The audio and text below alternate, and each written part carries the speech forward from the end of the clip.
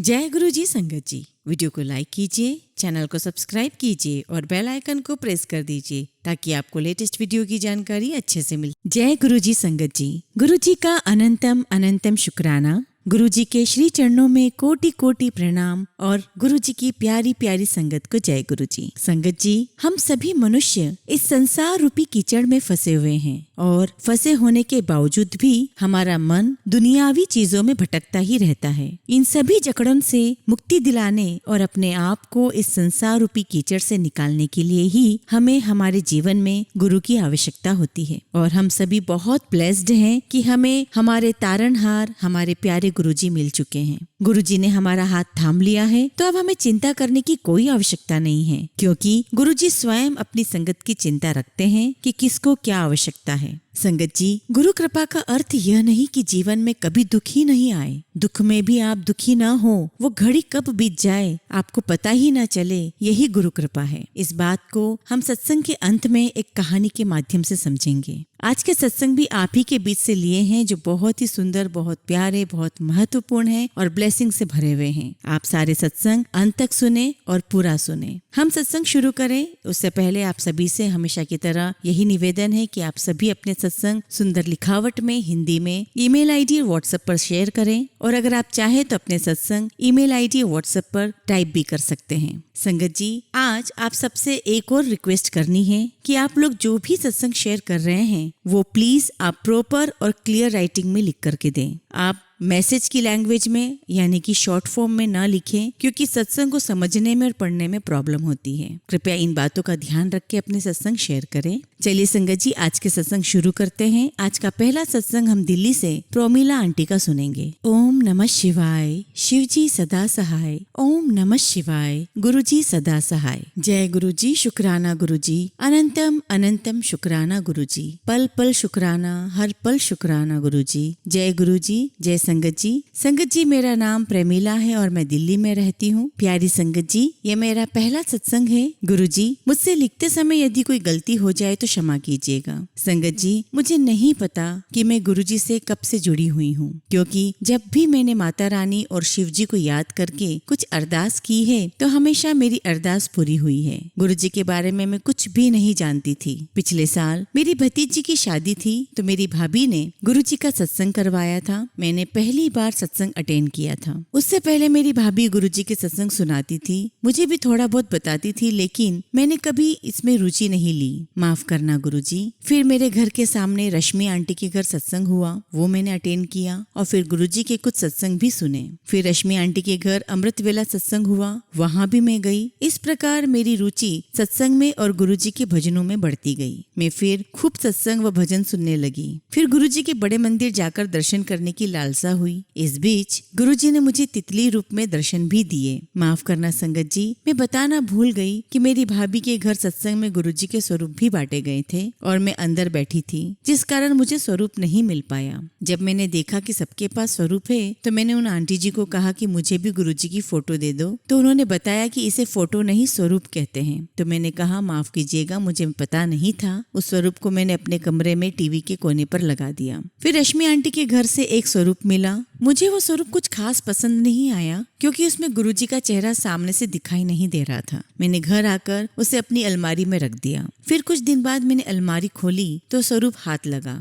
मैंने उसे अपनी अलमारी से बाहर निकाला और मंदिर के पास जो अलमारी है वहाँ लगा दिया, और अब वहीं लगा है और मैं वहीं गुरुजी से प्रार्थना करती हूँ, पूजा करती हूँ। माफ करना गुरुजी। संगत जी, फिर धीरे धीरे मेरे मन में गुरुजी के मंदिर जाने की लालसा बढ़ती गई, पर न मुझे पता था कि कहाँ और कैसे जाना है, और ना ही मेरे बच्चे यहाँ हैं जिन्हें मैं कह सकूँ कि मुझे गुरुजी के बड़े मंदिर ले जाऊँ, क्योंकि मेरे बच्चे लंदन में रहते हैं और मैं यहाँ अकेली रहती हूँ। मेरे अंकल मेरे साथ नहीं रहते। मैं गुरुजी से कहती थी कि गुरुजी, मुझे भी दर्शन के लिए बड़े मंदिर बुला लो, मेरा दिल करता है कि मैं वहाँ आऊँ। तो संगत जी, वो दिन भी आ गया। 13 नवंबर 2023 दिवाली से अगले दिन मुझे सुषमा आंटी, जो मेरे घर के ऊपर ही रहती हैं, उनका फोन आया कि 5 मिनट में तैयार हो जाओ, गुरुजी के पास चलना है। मैं तो बहुत खुश हुई और जल्दी से तैयार होके उनके साथ मंदिर चली गई। हमारे साथ उनका बेटा और एक और आंटी भी थी। मंदिर के बाहर बहुत भीड़ थी और शटर सेवा भी अंदर नहीं जा रही थी और पैदल जाना बहुत मुश्किल था। तो सेवादार जी ने कहा कि जो लोग यहाँ रहते हैं उनकी गाड़ी अंदर अंदर जा सकती हैं, आप यहाँ इंतजार करो। बस गुरुजी की कृपा हुई, गुरुजी ने गाड़ी भेज दी जिसमें एक आंटी जी गाड़ी चला रही थी।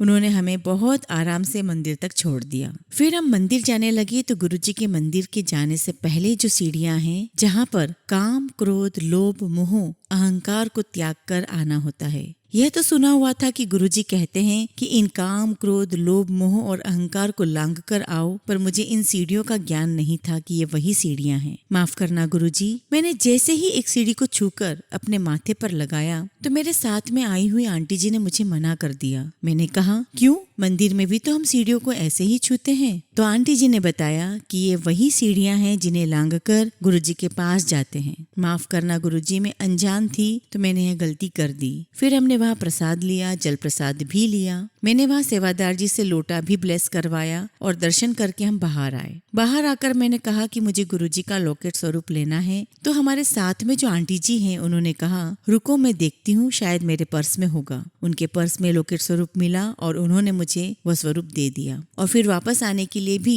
जैसे गुरुजी ने सोचा कि मेरी संगत को चलने में तकलीफ न हो, तो उनके आशीर्वाद से एक गाड़ी बाहर जा रही थी, उनसे कहा तो उन्होंने हमें बाहर अपनी गाड़ी तक छोड़ दिया। जय गुरुजी, शुक्राना गुरुजी, अनंतम अनंतम शुक्राना गुरुजी। आपने हमें आने जाने में बिल्कुल भी असुविधा नहीं होने दी। बहुत आराम से दर्शन दिए। मैं तो पहली बार गई थी तो मुझे था कि मैंने दर्शन जरूर करने हैं। भीड़ देखकर तो मुझे अंदर जाना मुश्किल ही लग रहा था। सेवादार अंकल भी कह रहे थे कि यहाँ से हाथ जोड़ दो क्योंकि अंदर शटर सेवा बंद है। पर गुरुजी आपका बहुत बहुत शुक्रिया, आपने हमारे लिए आने और वापस जाने के लिए गाड़ी का प्रबंध करवा दिया। शुक्रिया गुरुजी, शुक्रिया, अनंतम शुक्रिया। आप अपनी संगत का पूरा ध्यान रखते हो। यह सुना था जब मैं सत्संग सुनती थी कि आप अपनी संगत का पूरा ध्यान रखते हैं। अब तो देख भी लिया। बस मैं अपने सत्संग को यहीं विराम देती हूँ। शुक्रिया गुरुजी, अनंतम शुक्रिया। ओम नमः शिवाय। शिवजी सदा सहाय। ओम नमः शिवाय। गुरुजी सदा सहाय। संगत जी, हम अगला सत्संग एक आंटी का सुनेंगे जो आप ही के बीच से हैं, पर वो अपना नाम गुप्त रखना चाहते हैं।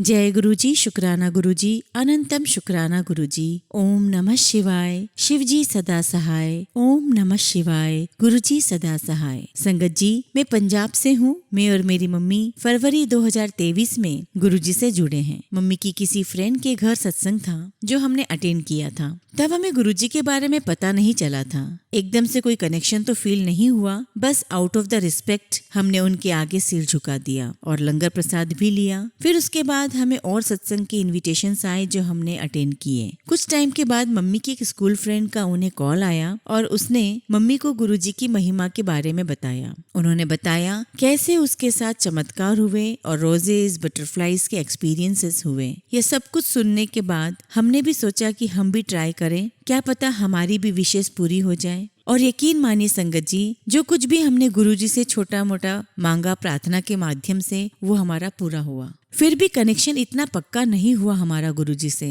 उसका कारण यह है संगत जी कि हमने सोचा कि जो कुछ भी हमारी छोटी मोटी इच्छाएं पूरी हुई है, प्रार्थना पूरी हुई है, वो बाय चांस भी हो सकता है। संगत जी, लास्ट मंथ हम सब केरला घूमने गए थे। समंदर में सभी बहुत मस्ती कर रहे थे। इतने में एक बहुत बड़ी लहर आई और मम्मी वहाँ गिर गई। उन्हें तो कुछ नहीं हुआ, बट उनके हाथ में जो फोन था वो पानी में गिर गया। मैं इस बात से अनजान थी कि फोन भी पानी में गिरा हुआ था। मैंने रूम में आते ही उसे चार्जिंग पे लगा दिया और फोन खराब हो गया। मैं और मम्मी बहुत परेशान हुए क्योंकि नया फोन होने के कारण सारे फोटोज उसी में थे। मैंने गुरुजी से प्रार्थना की कि फोन ठीक कर दो और मम्मी ने भी प्रे किया कि हमारे फोटोज बच जाए। फिर हमने होटल से राइस मंगवा के फोन को उसमें डाल दिया और उसके साथ में हमने गुरुजी का ब्रेसलेट भी रख दिया। बट संगत जी, कुछ भी नहीं हुआ। जैसे तैसे हम ट्रिप कंप्लीट करके वापस आए तो हमने फोन सर्विस सेंटर भेज दिया। उन्होंने एक वीक बाद बताया कि फोन रिपेयर नहीं हो सकता और आगे किसी और को रेफर कर दिया। उस बंदे ने भी 4-5 दिन ट्राई करके वापस कर दिया। मैं खुद एक सॉफ्टवेयर इंजीनियर हूँ। एक दिन मैंने फोन को सिस्टम से कनेक्ट किया तो बिल्कुल खाली था। मैं पूरी तरह निराश हो गई। मम्मी का विश्वास भी डगमगा गया। मम्मी और मुझे लगा कि शायद जो पहले हमारे छोटे मोटे काम बने वो एक कोइंसिडेंस हुआ है। सॉरी गुरुजी, हमारे मन में ये विचार आया, उसके लिए आपसे माफी चाहते हैं। हम बहुत परेशान हो गए। नया फोन भी लिया बट मैंने सत्संग सुनना बंद नहीं किया। एक सत्संग सुना था जिसमें पता चला कि गुरुजी हमारे बड़े बड़े कष्ट छोटे में ही टाल देते हैं। हम सोचने लग गए कि शायद लहर में हमारा ज्यादा नुकसान हो सकता था, जो गुरुजी ने हमें कम में ही कर दिया। और एक सत्संग में संगत ने बताया कि गुरुजी अपने भक्तों को नींबू की तरह पहले निचोड़ते हैं, फिर हमारा विश्वास दोबारा जागा। एक दिन यूं ही मम्मी ने एक शॉप पर कॉल किया जहाँ से हम फोन की कवर लेते हैं, और उन्होंने बोला कि फोन ले आओ, मैं देख लेता हूँ। हालांकि उस शॉप के वर्कर ने बोला कि अगर सर्विस सेंटर ही कुछ नहीं कर पाया तो हमसे क्या ही होगा।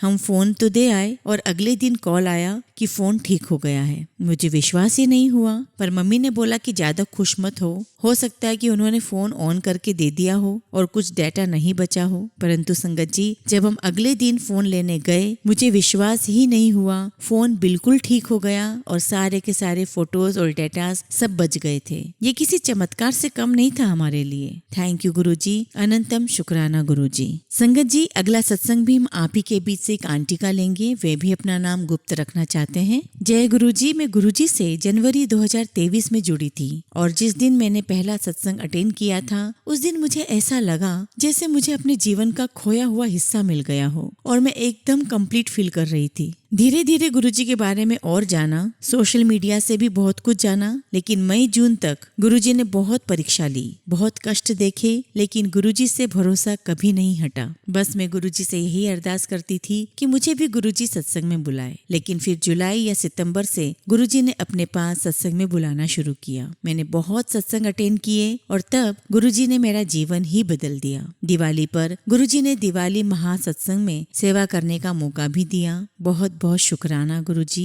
धीरे धीरे सब कुछ सही सा होने लगा था। संगत जी, मेरी मेंटल हेल्थ इतनी खराब थी, मुझे एंजाइटी और डिप्रेशन होता था, पर अब गुरुजी की ब्लेसिंग से मैं बेटर फील करती हूँ। संगत जी, मेरा घर में मन नहीं लगता था। मुझे अपने ही घर के लोगों से बहुत नेगेटिव वाइब्स आती थी। मैं अभी कॉलेज स्टूडेंट हूँ और मैं इंटर्नशिप ढूंढ रही थी ताकि मैं कुछ समय घर से बाहर रह सकूं। और संगत जी, जिस दिन मैंने ये अरदास गुरुजी से की, उसी दिन गुरुजी ने मुझे मेरे सारे रास्ते दिखाए और अगले ही दिन मैं इंटरव्यू के लिए सिलेक्ट हो गई। जिस दिन अपना इंटरव्यू देने जा रही थी, तब मुझे रास्ते में येलो बटरफ्लाई के दर्शन हुए और जब मेरा इंटरव्यू हो गया और मैं घर वापस आ रही थी, तब मुझे फिर से येलो बटरफ्लाई के दर्शन हुए। संगत जी, मैं बहुत खुश थी और 2-3 दिन में ही मेरी बहुत ही अच्छी जगह ज्वाइनिंग भी हो गई। गुरुजी ने मुझे बहुत बहुत ब्लेस किया है और बहुत बहुत खुशियां दी हैं। अनंतम अनंतम शुक्राना गुरुजी। जय गुरुजी। संगत जी, अब अगला सत्संग हम गुरुजी की ही एक और प्यारी संगत का सुनेंगे, जिनका नाम ममता आंटी है। जय गुरुजी। शुक्राना गुरुजी। गुरुजी का अनंतम अनंतम शुक्राना। संगत जी, मेरे ससुर को कुछ पर्सनल प्रॉब्लम्स थी। डॉक्टर ने ऑपरेशन के लिए बोला हुआ था। फिर मैंने गुरुजी से अरदास लगाई और गुरुजी की मेहर बन गई। उन्होंने मेरी अरदास सुनी। मैंने अगले दिन मेरे अपने भाई से बोला कि मुझे बड़े मंदिर जाना है, क्योंकि मुझे अपने ससुर जी को वहाँ ब्लेस करवाना है। अगले दिन हम बड़े मंदिर गए। मंदिर बहुत बहुत खूबसूरत था, बहुत शांति फील हुई। हमने गुरुजी का लंगर प्रसाद लिया, चाय प्रसाद लिया। फिर जब हम लोग घर लौट आए, तब मैंने अपने ससुर जी से पूछा कि आपकी तबीयत कैसी है, तो उन्होंने बोला कि पहले से मैं बहुत ज्यादा बेटर फील कर रहा हूँ। आपका लख लख शुक्राना गुरुजी। प्लीज प्लीज गुरुजी, मुझे दोबारा से बड़े मंदिर बुलाना। जय गुरुजी। शुक्राना गुरुजी। अब हम अगला सत्संग गुरुजी की प्यारी संगत भावना आंटी का सुनेंगे। ओम नमः शिवाय, शिवजी सदा सहाय। ओम नमः शिवाय, गुरुजी सदा सहाय। आज सुबह 16 नवंबर को मुझे बहुत ज्यादा स्टोमक पेन हो रहा था संगत जी। सुबह 10:30 से लेके आफ्टरनून तक मैं लगभग 2 बजे तक बहुत ज्यादा पेन में रही। इतना कि मैं बहुत ज्यादा तकलीफ में थी, मैं बता भी नहीं सकती। फिर मैंने गुरुजी का मंत्र जाप किया और साथ में कहा कि प्लीज गुरुजी, मेरे लंच को अपना लंगर प्रसाद बना दे। और संगत जी, लंगर प्रसाद लेने के बाद गुरुजी ने मुझे बिल्कुल ठीक कर दिया। जय गुरुजी। शुक्राना गुरुजी। संगत जी, इस बार भी हम अपने सत्संग का अंत एक बहुत ही सुंदर कहानी से करेंगे। शुरुआत में मैंने कहा था कि गुरुजी को हमारी अपनी संगत की हर बात का ध्यान होता है और एक गुरुजी के होने से हमारे जीवन का उद्धार हो जाता है। एक बार एक गाय घास चरने के लिए जंगल में गई। शाम ढलने के करीब थी। उसने देखा कि एक बाघ उसकी तरफ दबे पांव बढ़ रहा है। वो डर के मारे इधर उधर भागने लगी। वो बाघ भी उसके पीछे दौड़ने लगा। दौड़ते हुए गाय को सामने एक तालाब दिखाई दिया। घबराई हुई गाय उस तालाब के अंदर घुस गई। वो बाघ भी उसका पीछा करते हुए तालाब के अंदर चला गया। तब उन्होंने देखा कि वह तालाब बहुत गहरा नहीं था, उसमें पानी कम था और वह कीचड़ से भरा हुआ था। उन दोनों के बीच की दूरी काफी कम हो गई थी, लेकिन अब वो कुछ भी नहीं कर पा रहे थे। वह गाय उस कीचड़ के अंदर धीरे धीरे धंसने लगी और वह बाघ भी उसके पास होते हुए भी उसे पकड़ नहीं सका और वह बाघ भी धीरे धीरे कीचड़ में धंसने लगा।